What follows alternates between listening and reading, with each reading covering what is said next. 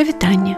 Вы слухаеце падкаст «Лісты да мамы» ад культурна-асветніцкага парталу «Будзьма.орг». З вами Ганна Комар, і тут я распавядаю пра сваё жыццё ў Лондоне, а таксама дзялюся думкамі на розныя тэмы, ад радасцяў і цяжкасцяў эміграцыі да фемінізму, гвалту і адносінаў паміж дачкой і маці.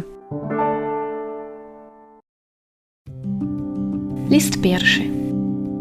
Прывітанне, мамка. Сёння нядзеля, і ты, напэўна, напякла блінцоў, пасмажыла мяса з салам ды яйка, хутка паснедала і пабегла па справах, пакінуўшы рэшту блінцоў для таты і яго ўлюбёных двайных сняданкаў. Ці любіць ён яшчэ снедаць двойчы па выходных? Я так даўно не размаўляла з ім, што і не ведаю. А гэтыя двайныя сняданкі — успамін з мінулага жыцця, дзе я трымалася яшчэ за наш з ім кантакт. Таму што была блізка, наведвала вас час ад часу. Непазбежна мусіла з ім размаўляць. Вымушаная эміграцыя пазбавіла мяне гэтай неабходнасці, як і радасці прыязджаць дадому, ды рэдка раскошы, калі хтосьці гатуе для мяне. Ніколі не думала, што буду пісаць пра ежу. Раней не разумела людзей, якія ў падарожжах так любяць каштаваць мясцовую кухню. Ці чаму так шмат кебабных у Берліне, пакуль не стала эмігранткай. Пакуль не знайшла ў Лондоне літоўскую краму, не купіла селядцоў і не адчула сябе як дома, дзякуючы гэтаму маленькаму пластыкаваму кантэйнеру, напоўненаму кавалачкамі салёнай рыбы ў алеі. У літоўскай краме на Фінсбары-парк, называецца яна прыветна, Лабас. Я таксама знайшла згушчонку, торт-медавік, салат з марской капустай, копчаную камбалу, такую прадавалі ў акіяне на Казлова ў Мінску. Моркву па-карэйску, сушкі і зефіркі, а нядаўна яшчэ піражкі з капустай. Смак у гэтых прадуктаў абсалютна беларускі. Я даволі доўга не ўмела гатаваць, бо ты рабіла гэта для мяне, пакуль я жыла дома. Ды і пасля, калі я з'ехала ў Мінск вучыцца, ты нагружала мне з сабой торбы гатовай ежы, якую можна было замарозіць і паціху размарожваць. Першымі я навучылася гатаваць супы, якімі нават карміла свайго хлопца.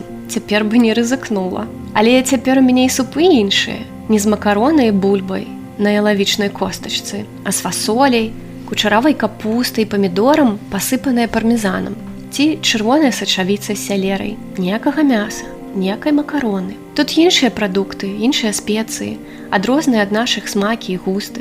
Індыйскія кары і дал, тайскія ці карэйскія пад-тай, том-ям, чорны чай з малаком. Шырокі выбар расліннага мяса, недарагія грыбы, гародніна, якая дома здавалася мне экзотыкай. Напрыклад, баклажан. Адзін баклажан каштуе 70 пенсаў, каля 2 беларускіх рублёў.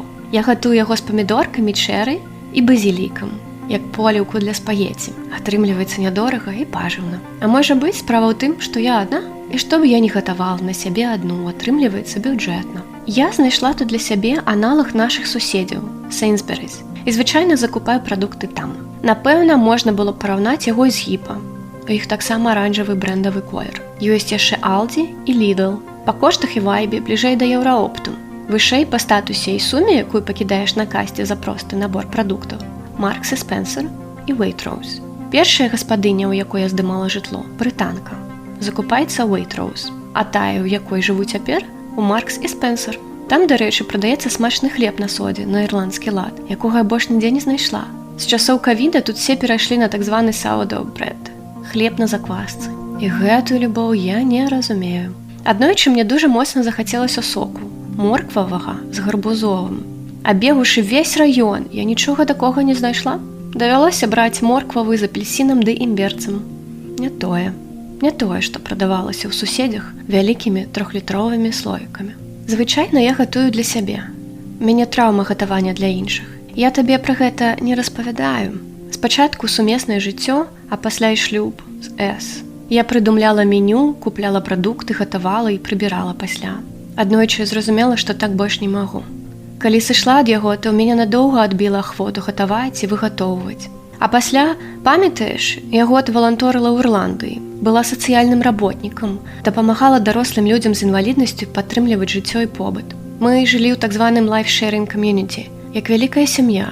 Толькі я была адказная за іншых людзей 24 гадзіны на суткі, 5,5 дзён на тыдзень. Хаця ты ж матуля, цябе гэтым не здзівіць. Дык вось, мы гатавалі самі для сябе, але для сябе звычайна азначала як мінімум для 5-6 чалавек, часам для 8 ці 10.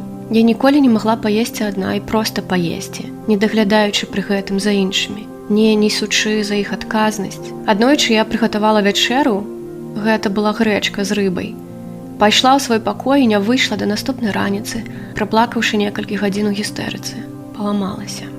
Ведаеш, нешта здарылася нядаўна. Я пачала гатаваць беларускую ежу для сяброў. Сырнікі, блінцы, быў яшчэ яблыкавы пірог і пірог не салодкі. І дранікі аднойчы.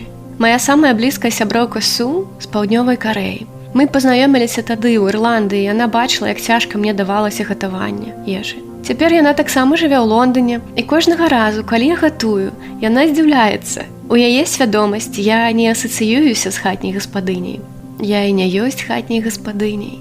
Але я вельмі сумую па доме, і мне стала жыццёва неабходна дзяліцца сваёй беларускай ежай з людзьмі, якія сталі маёй абранай сям'ёй тут.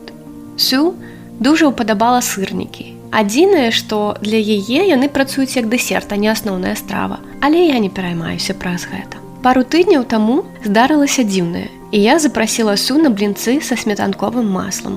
Мне так захацелася падзяліцца тым, як мы яму іх дома. Здымаеш гарачы блінец з патэльні, хуценька кладзеш на яго падрыхтаваны кавалак масла, загортваеш канверцікам, чакаеш пару хвілін, пакуль масла растане, і рукамі ясі. Ты сама ведаеш.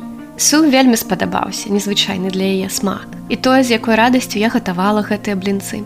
Адзінае, яна выбрала скарыстацца відэльцам і ножом. Не па традыцыі. Не па традыцыі з майго дзяцінства, што была і застаецца крыніцай рэдкіх шчаслівых успамінаў часу, які мы бавілі разам, як сям'я.